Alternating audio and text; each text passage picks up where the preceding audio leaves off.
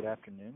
On behalf of the Tax Fed Tax Section, this is Thomas Treese of Laird A. Lyle, PLLC, and I'm serving as the current phone czar. Today's speakers are Ronald A. Marini and Anita Friedlander of Marini and Associates, PA. The presentation is entitled Eggshell Audits, Keeping Your Client Out of Jail. Time permitting, a Q&A portion will follow this presentation.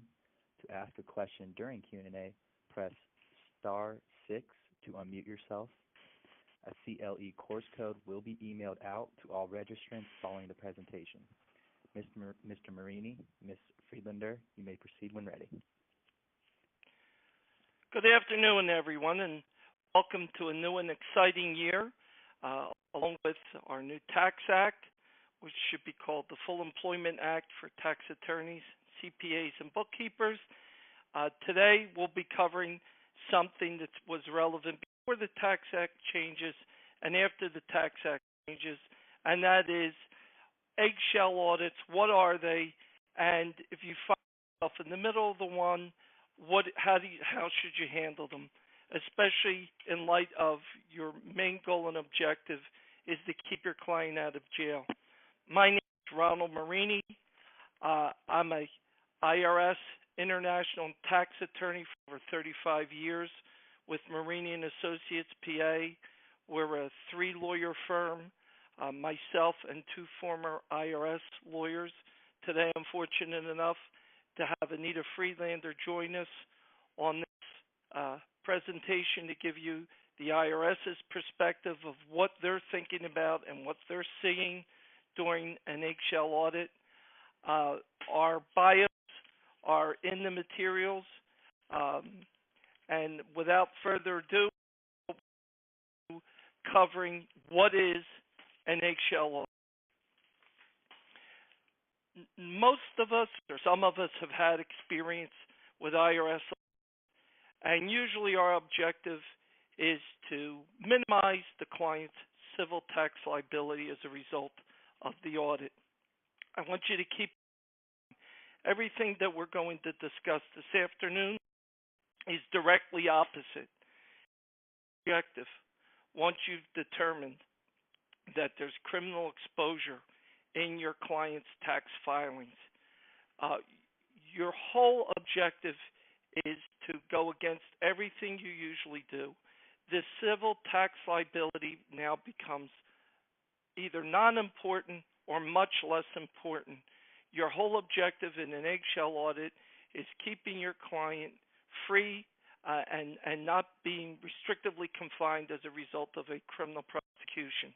So what is an eggshell audit? And I assume everyone has our materials. You can follow along in the materials, but it's not necessary. We'll in the same order, but we may not discuss everything equally throughout the slides.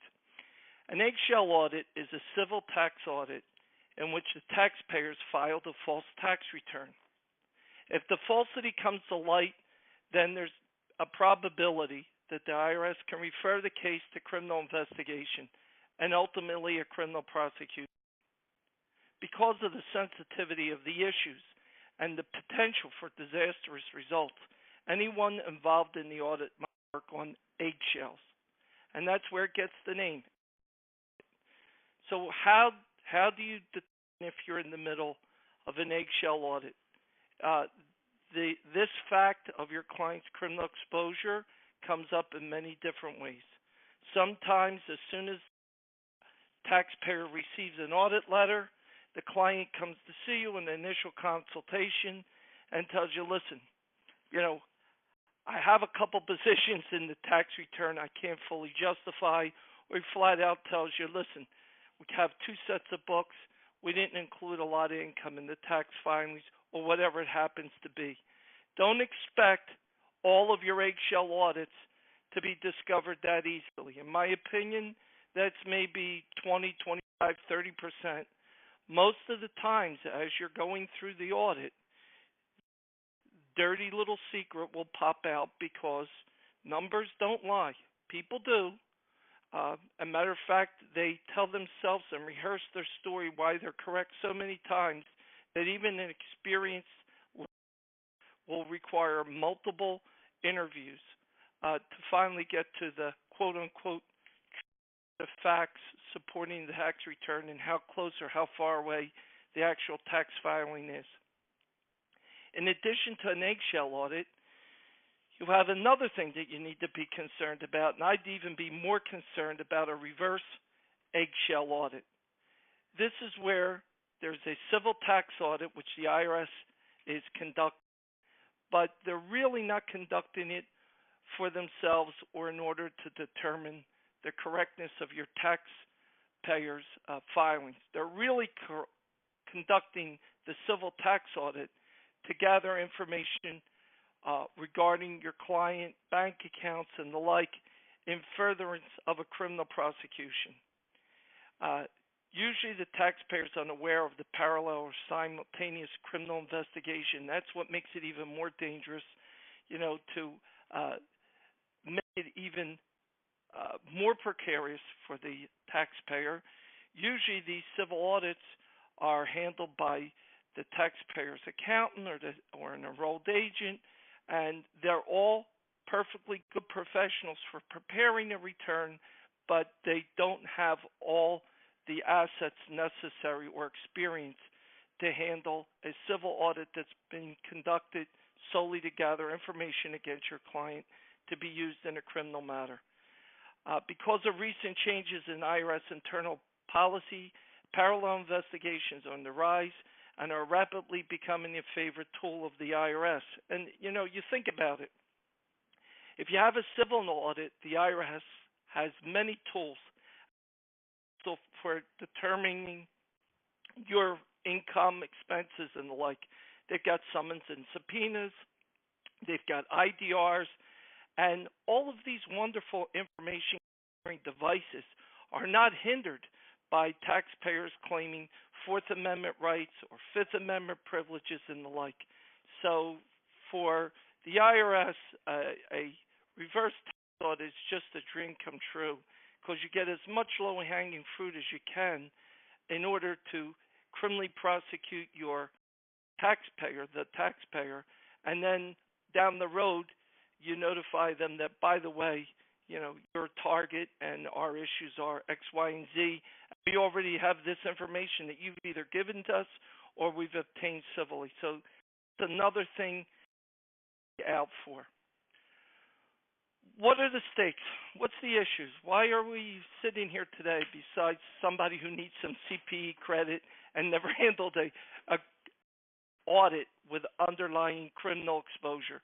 Well, the first issue is you have the civil fraud penalty under IRC 663, which provides that if any part of an underpayment of tax required to be shown on a return is due to fraud, there shall be added to the tax an amount equal to 75% of the portion of the underpayment which is attributable to fraud.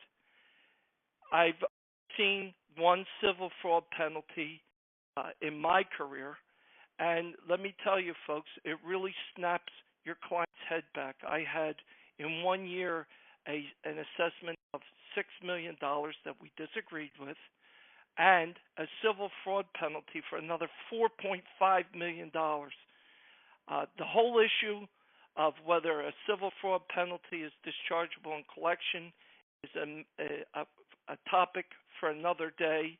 I have my position. I can't get bankruptcy attorneys to agree with me yet, but we're still working on it. So in and of itself, just the civil fraud penalty, it's a whopping amount. It almost doubles the amount of tax that the taxpayer owes.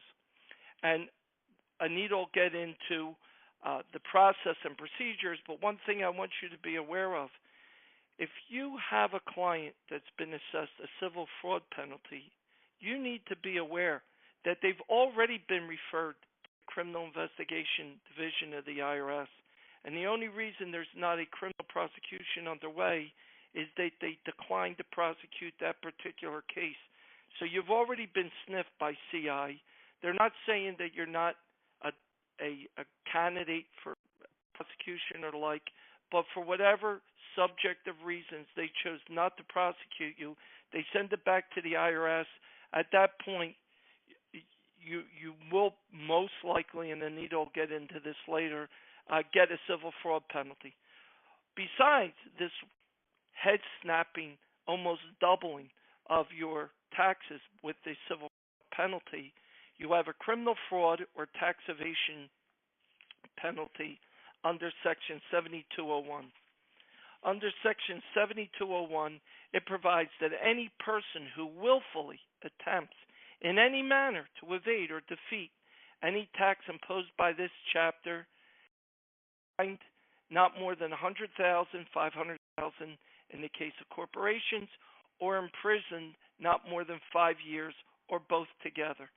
So in addition to the head snapping civil fraud penalty, late payment penalties, interest, and everything else, you can also get hit with this criminal tax fraud or criminal tax evasion penalty under 7201, which can cost you additional money and, more importantly, cause your client to be confined for up to 5 years. The last one is false return charges under IRC Section 7206, fraud and false statements. And it provides that any person who willfully makes and subscribes a return statement or other document which contains or is verified declaration, that's the penalty of perjury statement at the bottom of each return, and which he does not believe to be true and correct in every material manner, or any person who aids and assists, so that's our CAs and REAs and tax return preparers, with preparing a fraudulent false statement, shall be guilty of a felony, and upon conviction shall be fined not more than $100,000, or in the case of corporations, $500,000, or in prison for not more than 3 years, or both, with the cost of the prosecution. So as you can see, the stakes are substantially different, and that's why I implore you to think about an eggshell audit completely different than your mindset on a regular audit. The hell with the assessments. The additional assessments you can handle down the road at collections where the paid. Your objective, first, second, and foremost, has to be keeping your client out of jail and keeping them from being criminally prosecuted. Other potential consequences from eggshell type audits aren't as readily apparent as the three we just discussed. For example, if your client gets convicted of either false return charges under 7206 or under 7201, he's convicted of tax fraud or evasion, this can adversely affect your taxpayer if he's licensed. For example, guys, we're all attorneys. If we get hit with one of these and the IRS successfully convicts us, guess what? We may not be allowed to practice law anymore. That's not so good. Your spouse and your children won't appreciate that, not to mention your employees. The other thing that's less obvious, but I want to point out, is immigration status. We're in Florida. We have a lot of immigrants. If you get convicted of any of the above, or at least the civil tax fraud under 7201, or filing a false return, your client can have their immigration status terminated. An example of that would be the case of Kawashima versus Holder, which is a U.S. Supreme Court case, 565 U.S. 478. It's a 2012 case. It dealt with Japanese who came to the United States, got a green card, got audited, got caught, eggshell type audit. The CPA didn't realize it, gave them all the information. The long and short of it is, after they paid $600,000 or $700,000 in IRS assessments and penalties, they thought they were off the hook. Until 6 months later, they hear a knock on the door, and it's INS advising them that the false return charge that they stipulated to under 7206 subcategory 1 was a violation of immigration rules and is deemed to be a felony under their rules, which is a deportable offense. So all these things you need to keep in mind when you see one of these eggshell type audits. Prior to discussing how to handle the eggshell type audit, you need to take a look. You always should understand your opposition. In this case, it's the IRS. They're made up of mostly good people who are trying to do their job. Our clients tend to be rather difficult or less than forthcoming, which you should take care of in your representation. But in order to figure out why the advice we give you is correct advice for how to handle an eggshell type audit, you should first consider what the IRS is considering from their perspective when they conduct one of these audits. So when fraud indicators are uncovered, the examining agent procedurally will document the indicators and initiate a discussion with their group manager. And since I'm fortunate enough to have an IRS attorney who was with the IRS for 42 years, who actually handled these types of matters on behalf of the IRS, I thought it would be better now to switch over to Anita and have Anita discuss the badges of fraud, which may result in a criminal referral. Okay, I'd like to cover the fraud indicators, and you can find them in the IRS Fraud Handbook, which is part of the Internal Revenue Manual. And I won't go through all of them, but I want to comment on the most important. In the beginning of an audit, especially one where there are a lot of cash, the IRS agent is going to try to nail down the cash and sources of income that the taxpayer has. They may have information on bank accounts that don't show up on the tax return. If they're being concealed and they discover other accounts, that's an indicator. Again, if they consistently conceal unexplained currency, or if there are great amounts of cash in any business, IRS will try to nail down where is that cash coming from. Is it included in the books of the company or of the individual? If receipts don't go into a bank account, and that's an unusual practice, if they've discovered that, certainly an indicator. For some reason, IRS agents always do care about check cashing services and cashing checks representing income, or using banks that aren't the taxpayers. That will be an indicator of fraud. And keep in mind, as an agent goes through the fraud indicators, they're going to write down everything, not only what the representative says about these things, but if you've unfortunately brought the taxpayer, and Ron will cover that later, they're going to write that down as well.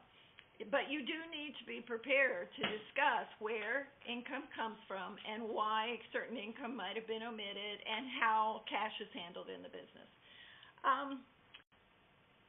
There are obviously overstated deductions, personal expenditures that they're using as business expenses, fictitious deductions.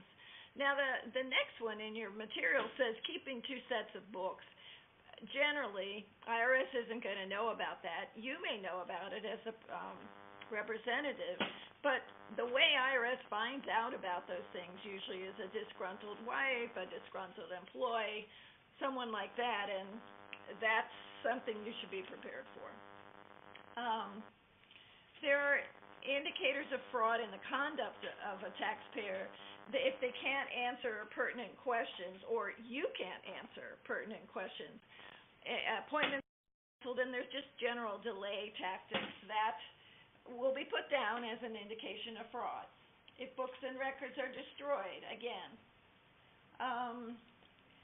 Failing to supply an accountant with accurate and complete information, that one will be checked off on the list. False statements to agents, whether made by a taxpayer or he caused them to be made by someone. Again, not a good choice. false entries in books and records, false invoices. I, years ago, had a case involving false invoices, and I noticed that they didn't happen to be consecutively numbered. In fact, they weren't numbered at all. And they also looked like they were prepared yesterday. And back then, you could send your false invoices out to be dated. The government actually had the ability to date the ink. I'm not sure they'd have the resources to do that these days, but I wouldn't mess with it. If invoices are destroyed that belong to customers, again, it's going to be on the checkoff list of fraud indicators. Nominee ownership will be investigated very closely. Spending large amounts of cash which couldn't be reconciled with the income reported, or hidden cash transactions, holding bank accounts under fictitious names, or perhaps having offshore bank accounts that don't have an obvious owner, or you can't figure out where they are, to whom they belong. Unorthodox accounting practices with deceptive results. Well, clearly that could be most anything, but it's amazing how tangled up folks get. Prior and subsequent similar acts reasonably close to the year at issue.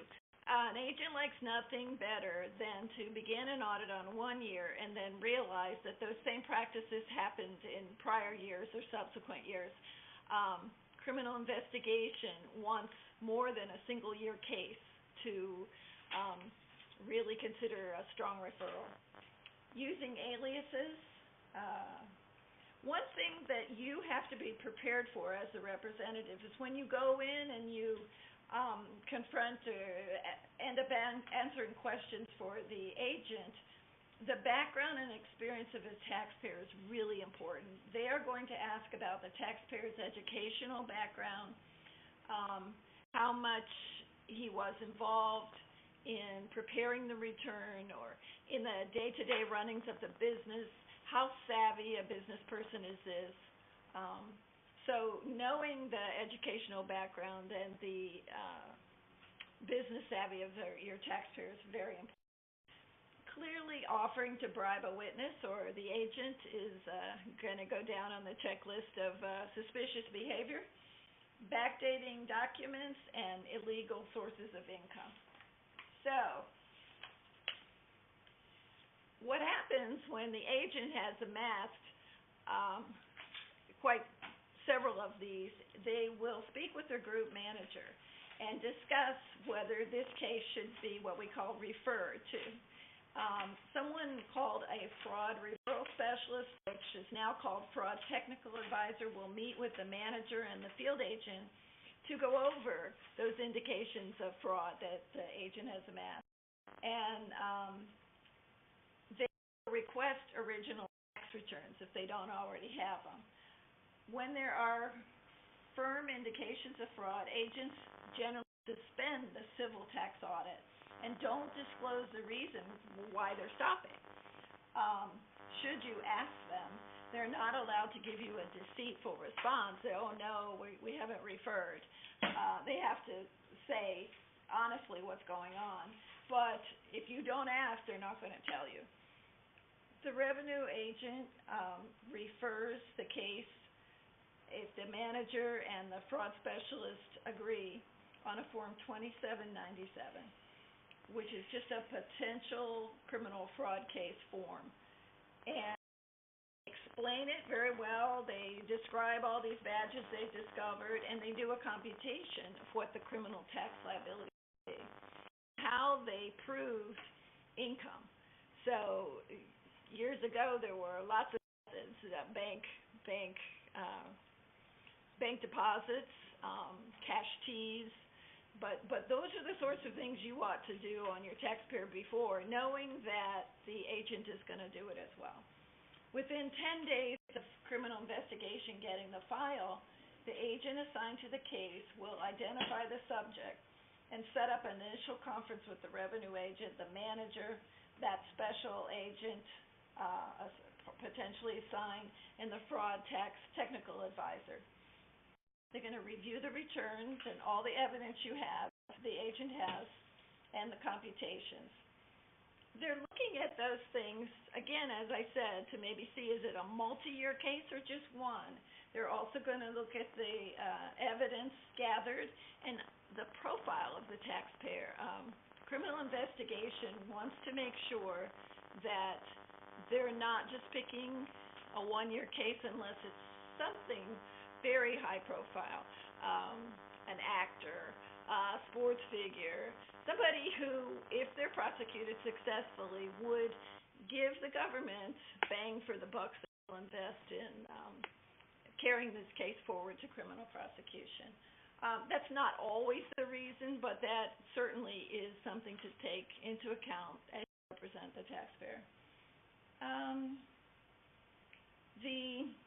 If it's not accepted as a criminal referral, a criminal investigation, the criminal division declines the referral and they return it to the technical advisor for fraud and the group manager. And at that point, the revenue agent is allowed to impose civil fraud, and that's presuming the manager agrees, which at this point they would agree because they've invested a lot of time in developing that case, and their suspicions were that it was criminal, but certainly civil. So if they deny it, they also explain the reasons why they didn't accept it for criminal prosecution. So that's pretty much the process, Ron, of getting that case into the hands and it becoming a criminal prosecution. So that's what's going on the IRS's side of the house. And without any broad numbers, just to give our audience a subjective feel, is it a large number of cases that get accepted by CI for prosecution? I know once they accept the case that their success on litigating is in the high 90s. Are there a lot of cases or a few cases? What was your feel from your years with the service? Ron, it was very few cases that were accepted, and it was never shared with the revenue agents, any percentages or any numbers. But we do know it was very few cases. And I heard you say that once the IRS has invested this kind of time, effort, and written up a report and sent it over to CI, that it was also your experience that even where there wasn't a formal criminal prosecution, there's a high likelihood that that taxpayer does get hit with the civil fraud penalty of 75%. I think that percentage is high.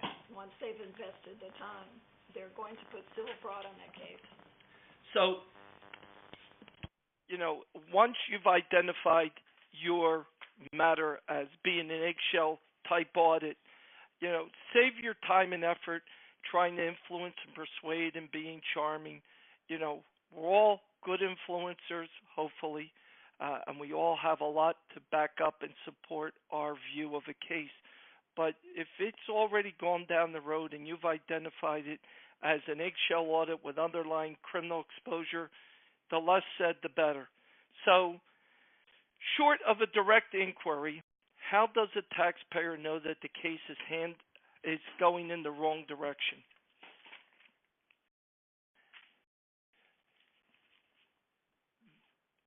There are several telltale signs.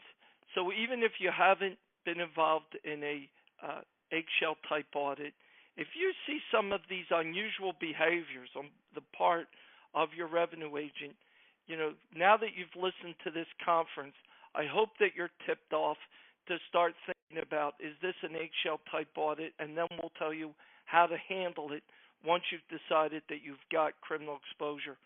So where you had an aggressive revenue agent with short time frames and IDRs and demanding more stuff and 20 days and get it to me, and I don't accept any reason for you not being able to get it to me, because now under the new policy that at least LB&I has, we agree to how an audit should go, and if I give you 20 days, it means 20 days, and I don't have the discretion to extend it.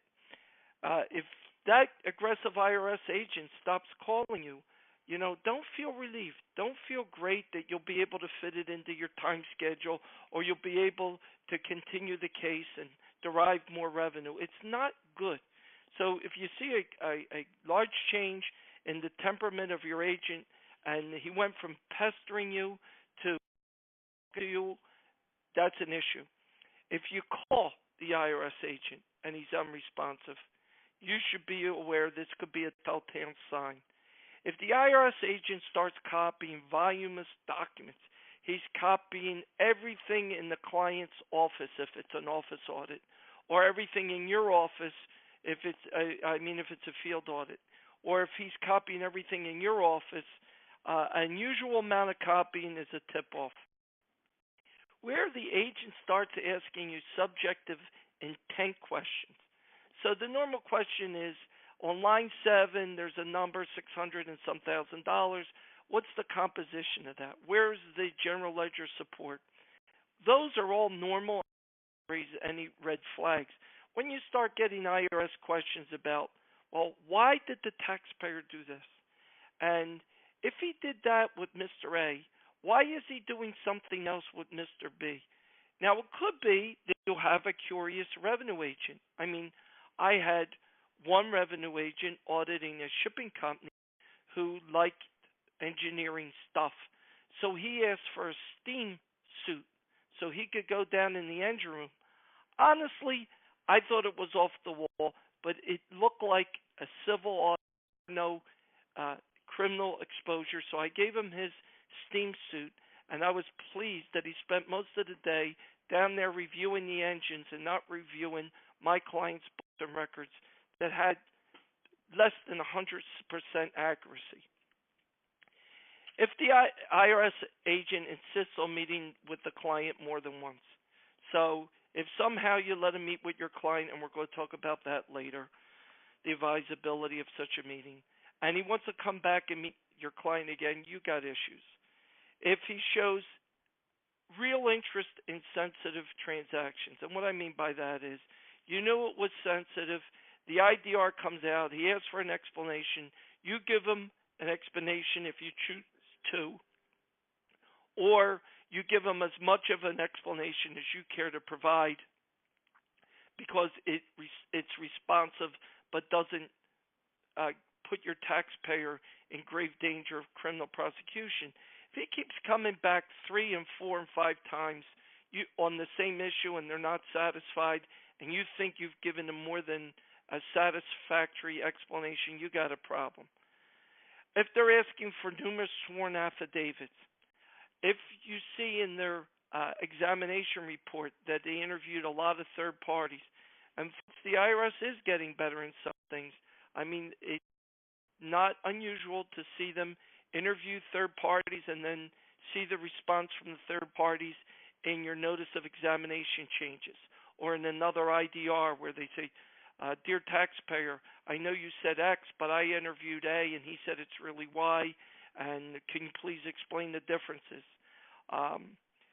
And then the unmistakable, huge red flag is where a special agent from the Criminal Investigation Division of the IRS shows up at your client's house and tells your client, I'm from the IRS, I'm here to help you. The only thing he's going to help you do is give yourself a great deal of grief. A IRS special agent has to identify himself. He has a gold shield, and he'll give you his business card that says IRS CI. And at that point, hopefully your client will speed up, in which case you should say anything that you'll be right out. At that point, all you want to do is get your client out of the room, get your client out of space, and let the special agent do whatever he needs to do. If you're asked pointed questions, at that point, if you don't have 100% accuracy in your response, be truthful and say, I'll look into it back to you. Nothing clever, nothing cute. So now you know it's headed the wrong way. Your great client who's been an annuity to your firm may have his revenue stream cut off due to being confined in tight quarters. So what are your options? Do you preeminently bring the issue to the attention of examination agent? This is something you would consider in a civil audit. Remember I told you to forget everything you know and all your priorities. Once you've identified that there's a criminal issue, even if they like you, even if they appreciate that you brought it to their attention, even if they appreciate it to the detriment of your client, you gave them all the schedules proving how bad your client is and how incorrect their tax returns are and how false they are, you're not getting a pass. So if you have any inkling that somehow you'll be able to turn a criminal charge in the right direction by cooperating, and I don't mean cooperating, by volunteering information, forget about it. Then the next instinct that I've seen in 35 years of practice is the taxpayer and or his accountant get nervous and decide they're going to file the amended return with the correct information during a tax audit. People, wake up, coffee. You're not filing an amended return during examination. I mean, if you had something that the number's wrong and it's not criminal, I prefer you do number one, preemptively bring the issue to the attention of the agent. So suppose you have a criminal exposure and you know that there's a depreciation deduction for $7,500 that's wrong by the amount of $7,500. If you want to offer the $7,500 civil mistake to the agent and not discuss that the $20 million of revenue is not correctly reflected on the books, you may consider. But listen, this is an eggshell audit. It's 180% degree different than your regular audit. I would advise you not to bring it up. It's criminal. You're not going to make it non-criminal. You're not going to sweet talk your way out of criminal. Criminal's criminal. Civil's a different matter. Amended returns, forget about it. What about the last one? Remain silent and see if the agent discovers the problem areas.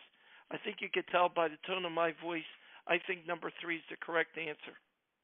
So now, you've listened to this course. You're in the middle of the audit. It's gone south on you. Taxpayer, the bravest of taxpayer who has no qualms in not reporting millions of dollars, has finally woken up, and now he's in a full blaze panic. What do you do now as a tax professional, as a tax attorney? How do you minimize the risk of this bad eggshell audit getting referred? First of all, you need to interview your client. And I don't mean interview like basic information. Hour and a half, 2 hours, you just grind it out with them because they're going to tell you what they want to tell you on the first half hour to 45 minutes. And then you keep peeling it back like an onion. Okay, you said it was this. Now I'm looking at the return, and the return says something different. The returns and the bank statements always say something different than your client's going to tell you up front the first couple times. So if you're not financially astute, get a forensic accountant or CPA to give these returns the once over. You need as much real information from the taxpayer's books and records, from the returns, and then naturally from the taxpayer. And you may have to interview them a couple times. I keep candy in my office. I want them to pass out or faint on me, but we're going to do it over and over again. Anything that doesn't hold together, you challenge them on. You need to know precisely what kind of exposure you have, because you can't do a good job in representing your client unless you know 100% where the issues are and where's the stuff you don't want to step in. The next thing you want to do is you want to find whoever prepared that return. And you want to do that as fast as possible, because the nice special agent that I talked about on the other page, his first objective or her first objective is to go find the tax return preparer and get to them before you do. Once they've gotten to them, you're not going to get an open, frank discussion from the tax return preparer. Ask open-ended questions. Get as much information as you can as to how this return was prepared, what representation your clients made, what information the accountant made. and do it in a very open, fact-gathering manner. Don't be prosecutorial. Just listen to what they have to say. If you want to record it, there's procedures for recording. Get to that tax preparer before the special agent does. You'll be very happy you did, and then you could tell the tax preparer what to expect and what you can and cannot help them with if they're contacted by a special agent. Don't aggravate these IRS agents. These people I've been dealing with for over 35 years. If you help them do their job, you'll get a return. If you have an eggshell type audit that you can't provide the smoking gun or the horrifically bad facts, help them get the documents they're going to get anyhow. And, I always preach this in my seminars and the like, but I had one case recently where I represented the taxpayer and advised them that they have an eggshell audit. They have real exposure of criminal tax fraud. And the taxpayer also had other white-collar type criminal exposure. So I worked with their white-collar criminal attorney, who I had a hard time convincing the benefit of providing the IRS documents that they can get from third parties. For example, bank statements. Folks, they don't like drafting IRS summonses. Give them the damn bank statements. They're going to get the bank statements anyhow. And you're not going to get them to see your client in a better light if there's really a criminal issue, but you're not going to push them off, piss them off, and motivate them to persecute your client besides finding the information. So naturally, we didn't provide the information, or couldn't get an agreement from the white-collar attorney to provide the information soon enough.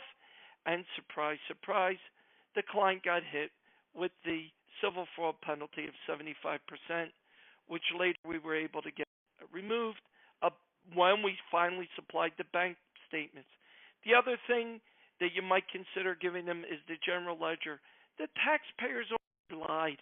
They've already given the horribly false, fraudulent information of the income statement in their tax return.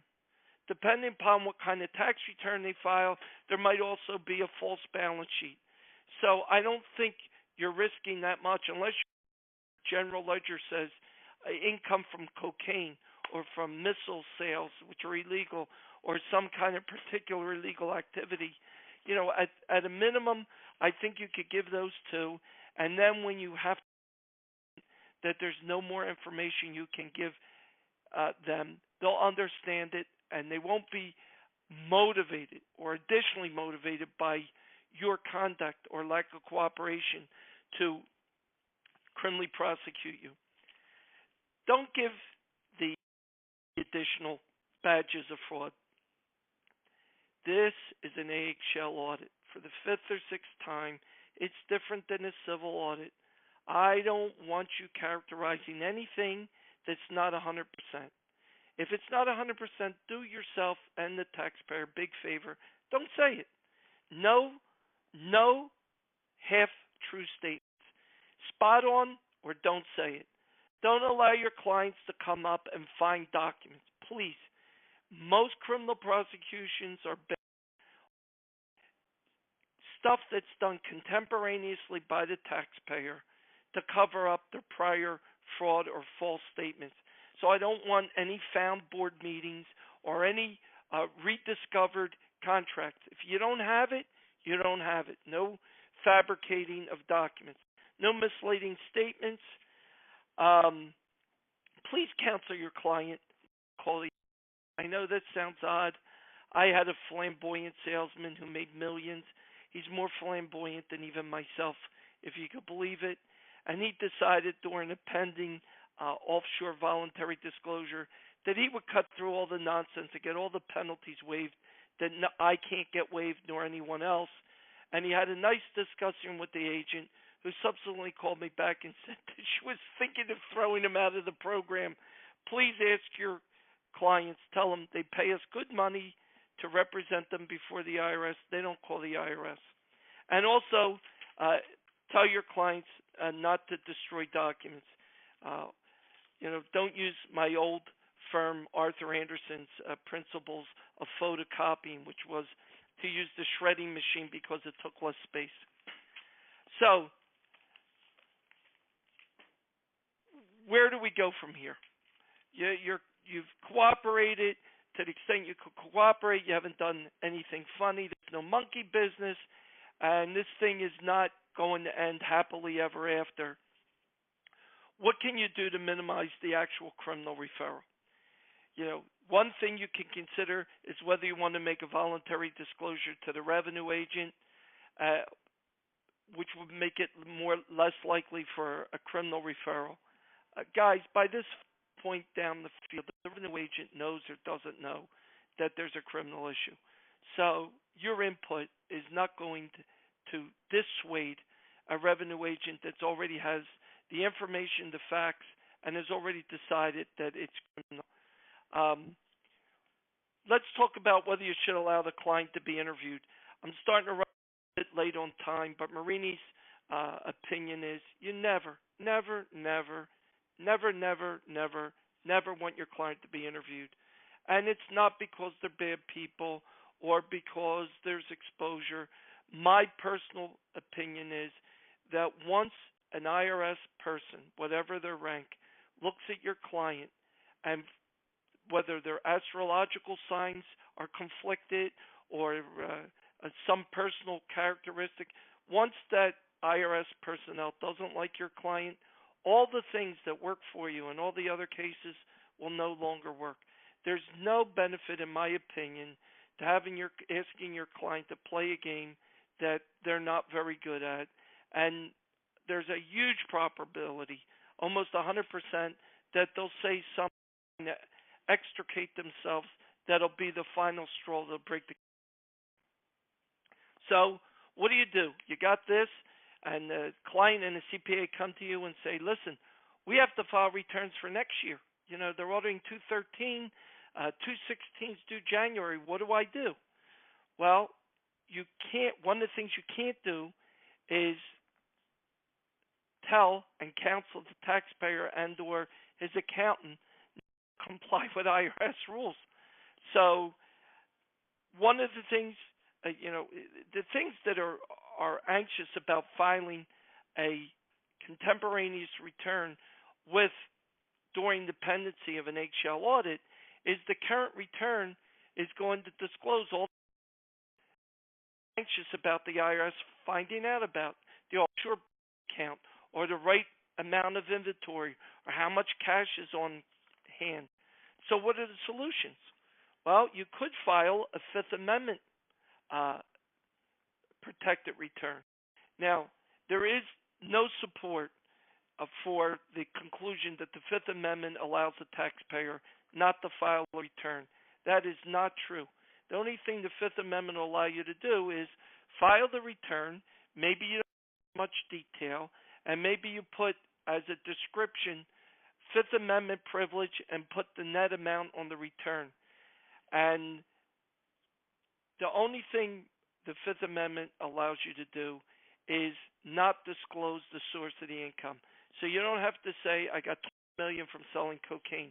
But you do have to put Fifth Amendment privilege and put $20 million on Schedule C or wherever. Other solutions that I don't recommend. Don't send a letter to the IRS to file the current return because you're currently under. Do not file a false return. One other thing that I didn't put in the materials that you could consider is if you know your client's got real criminal exposure, you might want to mitigate the jail time. And one of the ways you can mitigate the jail time is you pay in the tax, the correct amount of tax, but you don't file the return. And by not filing the return, you're not disclosing the criminal activity or the suspect item, but in sentencing and determining how long your client will be in jail, it's always based on the underpayment of tax. So at least if you pay in the tax, your client will do less jail time. And with that, we're at 12:50. So let me handle one or two things summarily. It's discussed more thoroughly in your materials. The question is, who should handle an eggshell audit? The general consensus is, and I agree, you don't have the preparing attorney, accountant handle the eggshell audit. There's a conflict of interest. There's too highly a likelibility. The accountant will say, well, I didn't do that. He didn't tell me this. Not good. Get a third-party independent accountant to handle the audit. Most people believe that's the ideal way. They call it a Covell accountant because the attorney will hire the CPA under a Covell agreement where some of the CPA's work product is covered. I personally handle my own eggshell audits. What else did I not cover? Because I'd rather open it up to questions. Okay, without further ado, let's open it up for questions. Hello?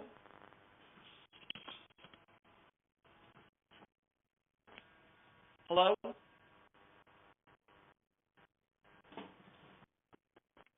If listeners would like to ask a question, please press *6 to unmute yourself. I didn't hear that. Could you please repeat it? Yeah, this is Thomas weighing in. If listeners would like to ask a question, they may press *6 to unmute themselves. Ron, this is Daniel Hudson, Baker McKenzie with Daniel Hudson and Michael Bruno with Baker McKenzie. We're here, but we don't have any questions. Well, I'm happy that you reciprocated with your colleagues' attendance at your great presentation on the new law. And any questions you may have, we'll be happy to answer for you guys because you're friends of the firm for many years. Thank you very much. Hey, Ron. Yeah. This is Ed Uvoli. I think you know me. We're working together. Yes, Ed. How you doing? Good. Nice presentation. So you don't typically bring in a criminal counsel when you are dealing with this type of stuff, or when do you do so? I always struggle with that issue. I will not resort to an outside third-party white-collar criminal attorney unless I also find out that there's non-tax crimes associated with this audit. So I had one. I'm in Florida. A lot of time there's money laundering issues, Ed. Sure. For example, there's a lot of people who do business with Venezuelans and help them get their money out of Venezuela. Well, if you look at the federal statutes and the Florida statutes, anytime you disguise the nature or character of the proceeds, you have exposure to money laundering. So if it's pure tax, we'll handle it in-house, pure tax, up until the time that there's an actual indictment. If it's not pure tax, always get other counsel involved, like the poor people who represented the Japanese people in the audit and then killed their immigration status.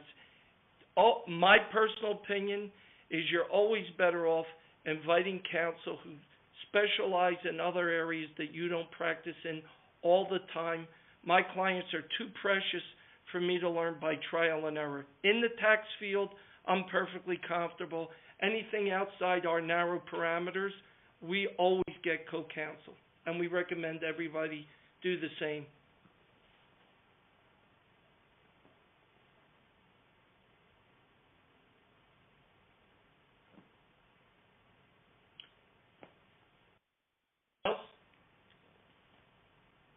I believe our emails and our contact information are at the very back of the presentation. Please feel free to email us if you come up with something or you think you might have something. We're always available to our colleagues. The Florida Bar and Florida has been very good to us, and we're happy to be in a position to have 3 experienced tax attorneys with diverse backgrounds be able to help a colleague out, because we've been helped out many times. And Bob Hudson, my old friend and colleague, has helped me out on more than one occasion, along with Bob Panoff and Michael Rosenberg. So we're happy now to be in the position where we could give back. If don't hesitate to call us. We're all one big community, and we're now thankfully in a position to having 3 experienced tax litigation attorneys, and Bob Blumenfeld, who's not here, is our estate tax litigator. When you talk to a group that has over 100 years of tax litigation experience, don't be surprised if we could answer your question on a 15-minute phone call, which we'll be happy to do for free. That's very kind of you, Ron. Thank you.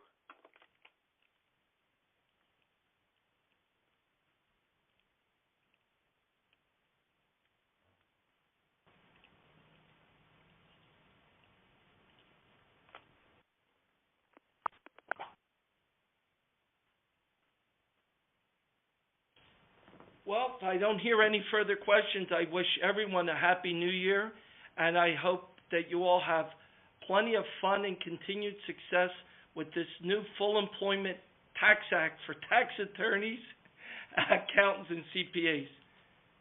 Thank you. Ron.